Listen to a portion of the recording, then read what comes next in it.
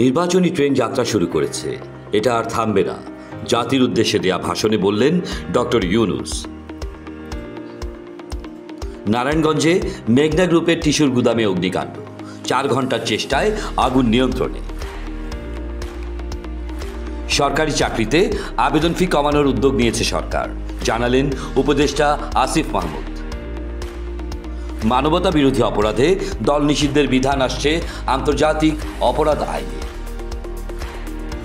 S আলমের ঋণ জালিয়াতি, বাংলাদেশ ব্যাংকের 13 কর্মকর্তাকে তলব। প্রথমবারের মতো হাইপারসনিক ক্ষেপণাস্ত্র পরীক্ষা করল ভারত। চট্টগ্রামের আনোয়ারা হাসপাতালে গিয়ে দুপক্ষের সংঘর্ষ, নারীসহ আহত 10।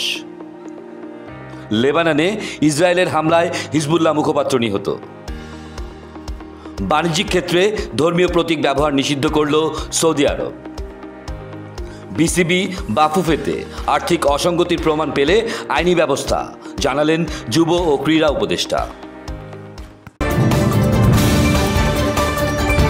দৈনিক বায়ান্ন, স্বাধীনতার পক্ষের দৈনিক।